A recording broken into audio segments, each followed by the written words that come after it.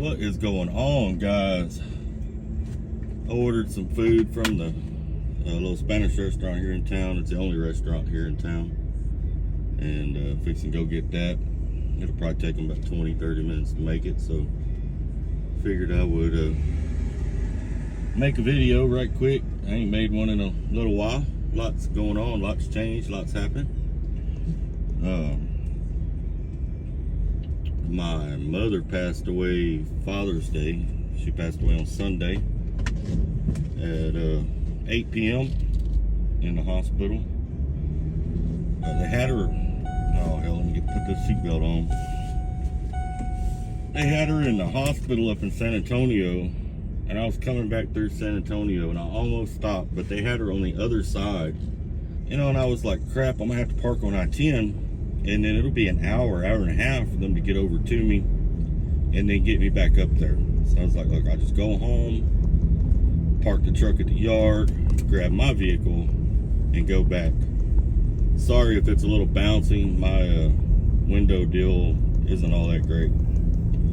But she passed away right as I was pulling into the yard. The BiPAP, they had her on a BiPAP. She had pneumonia, COPD, of course, smoking, and some heart issues. She had a heart attack back in November. She'd been going into AFib quite a bit, and tachycardia, whatever that is. She was going into that quite a bit. 66 years old, you know, but so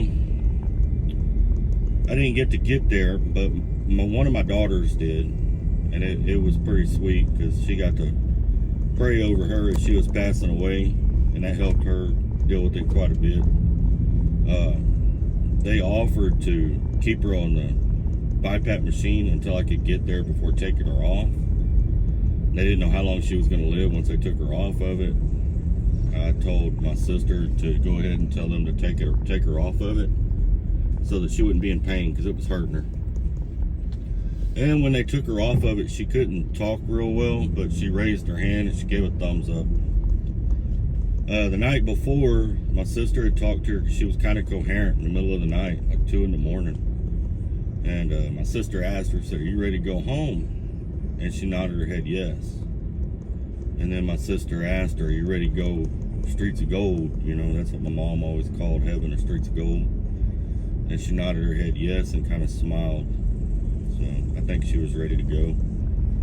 But it don't make it no easier.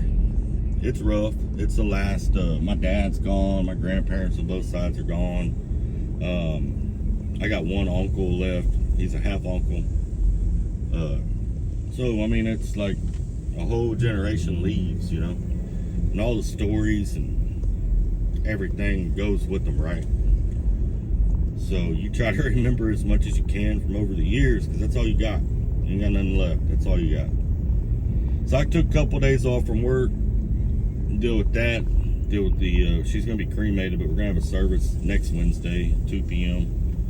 And then dealing with the obituary, which should be coming out probably tomorrow or the next day, whenever Port Lavaca puts their next paper out, dealing with that. Work's been kind of quiet. You know, I know the mechanic, I think, got upset with me because I had some boomers I put in the floorboard of the passenger seat, but I didn't have anywhere else to go. And I didn't have anywhere else to put them. It's got a little rack in the back and don't have a box. And then they were half-inch boomers, and them half-inch boomers don't fit on the rack back there.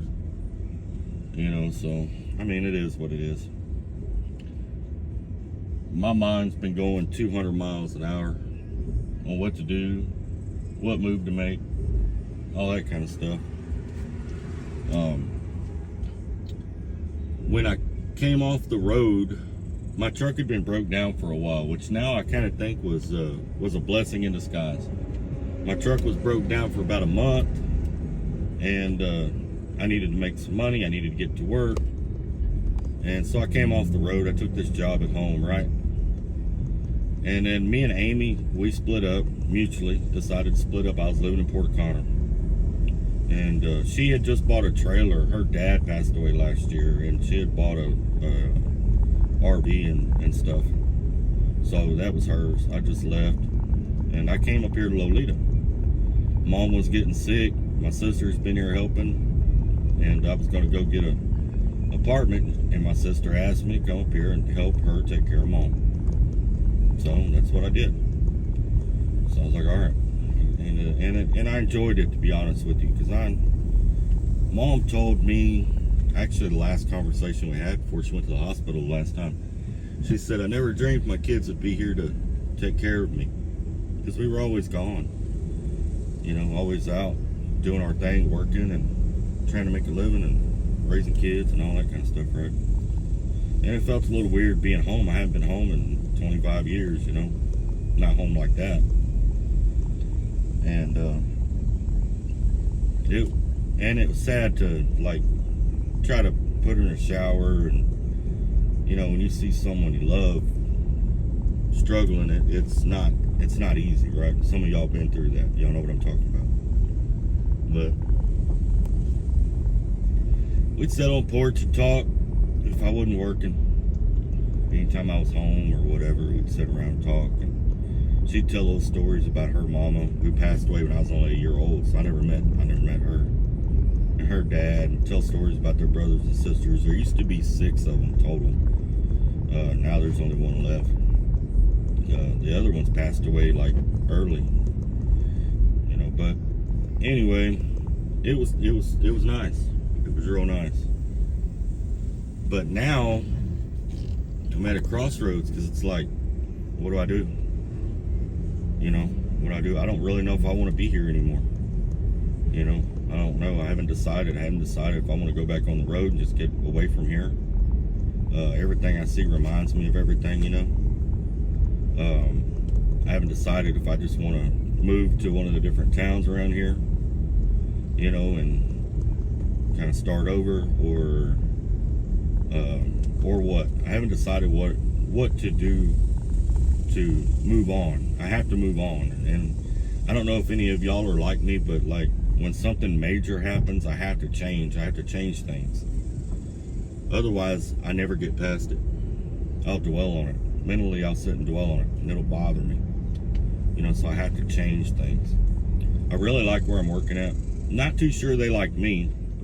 I'm a different kind of person, you know, but I like them. I like a lot of the guys I work with and stuff like that. I don't think I'm quite fast enough for them, to be honest with you. But I'm not that fast. I never have been fast at flatbed. I always, even when I ran flatbed over the road,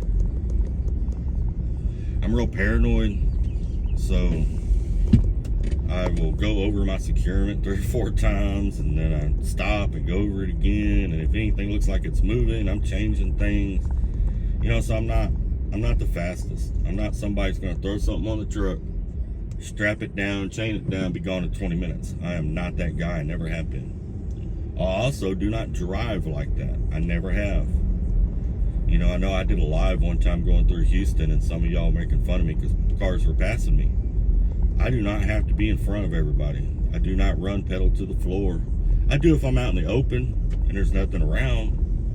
But there's a reason I don't have any major accidents, major at-fault accidents, ever. Over 1 million miles. And, you know, I've had accidents where I backed into something and stuff like that. But I don't have any major on the highway accidents. Never have. But I don't stress myself out. I don't swing in and out of traffic. I don't try to pass cars on 2-lane roads. If the car's going slow, I slow down. I typically run 70, 72 in these trucks, no matter how fast they go. And I'm not that guy. You're going to beat me wherever we're going, guaranteed.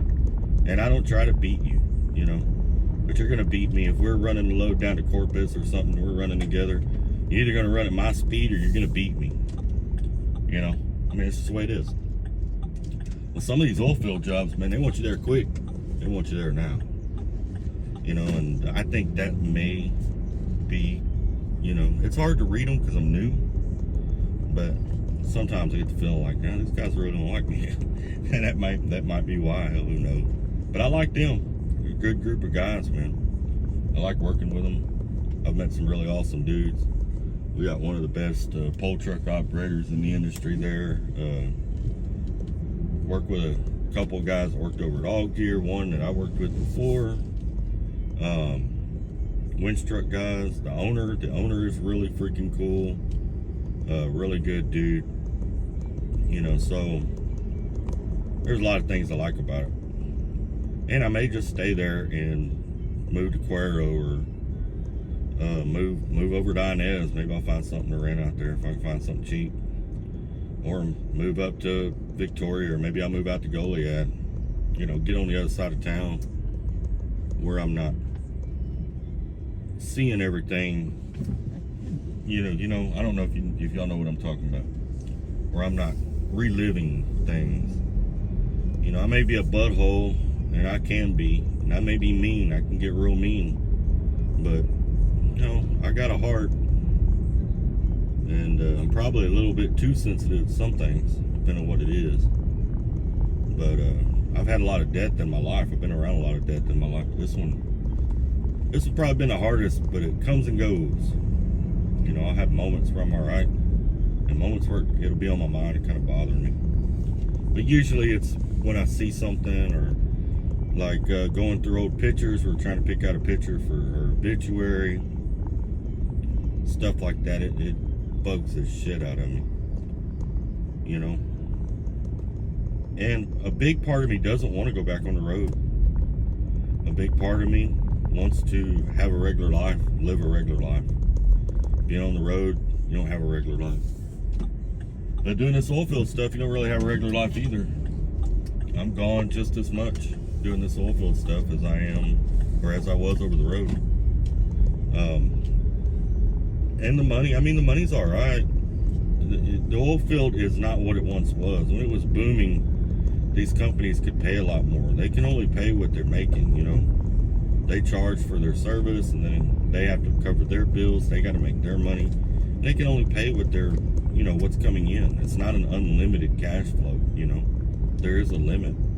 And this company here pays top dollar for what he can pay. You know, if you compare it to a lot of the other companies around, he's paying top dollar for doing the same thing. But if you compare it to when I was OTR, I made a lot more money OTR. And I'll tell some of you OTR drivers out there, if you think I'm over here making a killing, you're lost your mind, man. Not only that, but sometimes I'll be out there sweating my butt off, man, trying to drink some water, sweat rolling out of my hard hat. And I'll think, God, Snapper, what did you do? You signed up for this. You know, you come home to do $1,500 to $1,800 a week doing this. You was over the road swinging doors for $2,000 a week. And the farthest you walked was from your front seat to the back door of the trailer. You know, but that's just what it is. At-home jobs are like that. You know, I don't regret it. I'm getting in shape. I'm losing weight little by little. You know, and I've met some really good dudes. I really like that. And that's the part of me that just says, you know, I need to maybe move to a different side of town. You know, get away, because I don't have any memories with my family on the other side of Victoria. I don't have any memories of my family up by Inez or anything. We were all from Port Lavaca, Sea Drift. My parents moved up here to Lolita about 15 years ago. But most of us were from Port Lavaca, Sea Drift, Tivoli, down that area, you know what I'm saying? So, and it's generally this from here down to Sea Drift area that reminds me of different things. I pass them and remember a different day, or remember something that happened and stuff like that. And I know over time it'll go away and it'll get easier and all that. It's fresh. It's just a few days old. I know when she first went into the hospital, one of the guys at work thought it was crazy because I didn't jump and run right then. But honestly, in my mind, I was like, everything's all right. If I pretend everything's all right, then everything's going to be all right. So if I keep working and pretend everything's okay, then everything will be okay. It didn't necessarily work out that way. My logic there failed.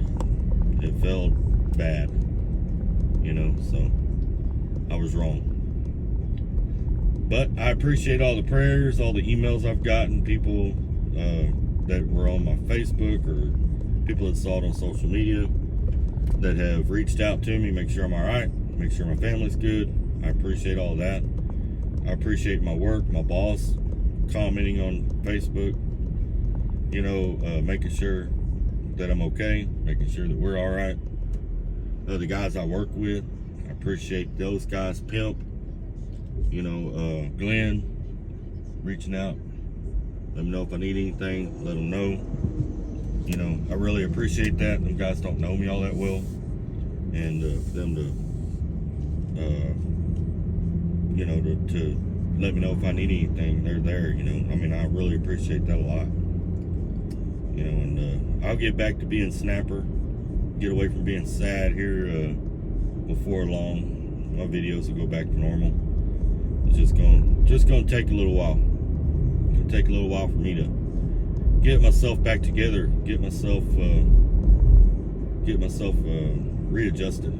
I can tell you one thing though, I will say this.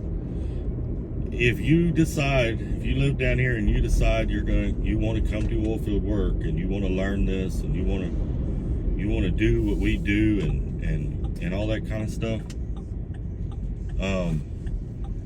make sure that you realize the heat. Keep the heat in mind.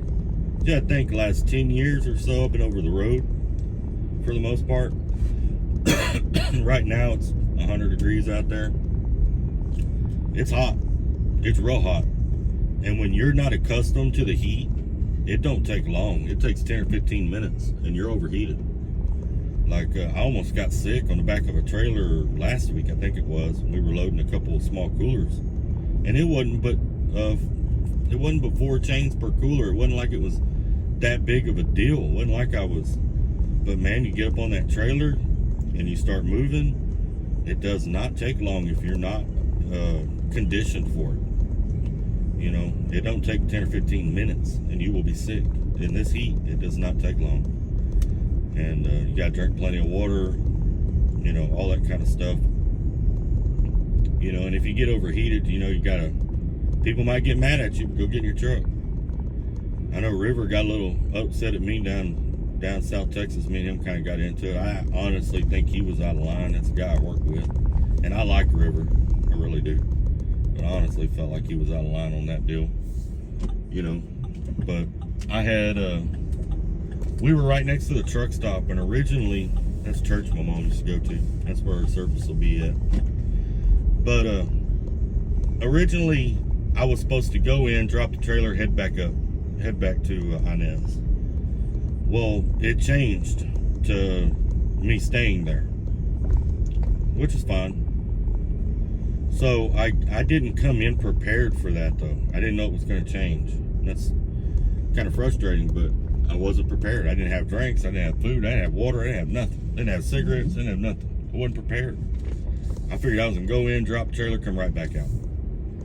So I told them that we were unloading counterweights for the crane, and I told one of the riggers, I said, hey man, after we get these counterweights all unloaded and we get y'all set up, I'm gonna run up to the truck stop and grab me something to drink and something to eat. It wasn't but a couple miles up the road, 2, maybe 3. There's a Love's down in Ensenada, Texas. There's a Love's right there, exit 39. A lot of you guys know where it's at. And he's like, all right, because I'm just letting him know what I'm gonna do, you know, courteous and all that.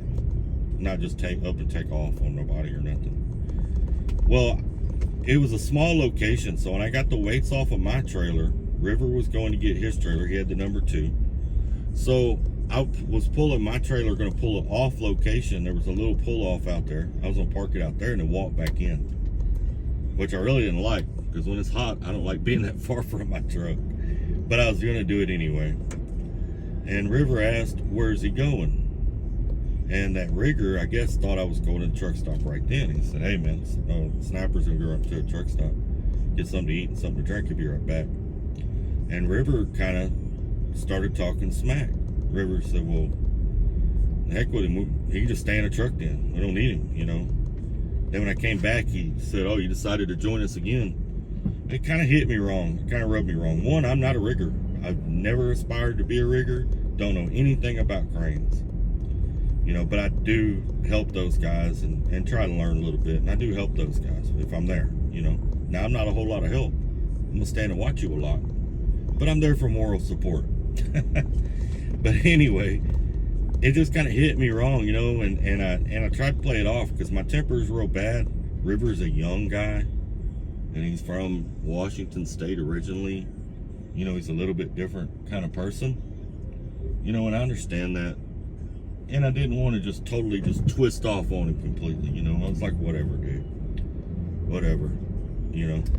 Asked him if we had a problem and all that, and he said no. And then he came back later and he's like, man, I didn't mean nothing by that, I'm just hot, you know. And I told him whatever, and I don't even care. He said, well, if you don't care, I don't either. I said, yeah, that's good. And I just kind of stayed away from him the rest of the time after that. You know, it's like, whatever. He's been there longer than me, you know. I lose my shit or hurt somebody or do something, I'm gonna end up fired, maybe in jail down in the border, and I don't need all that. So I'm just gonna avoid all this. And I did. And I like River.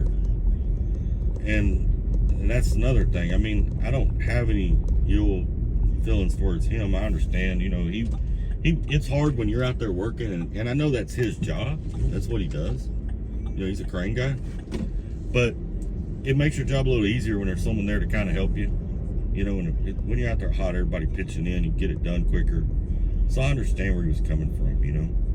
And the rigger shouldn't have told him that I was going to the truck stop.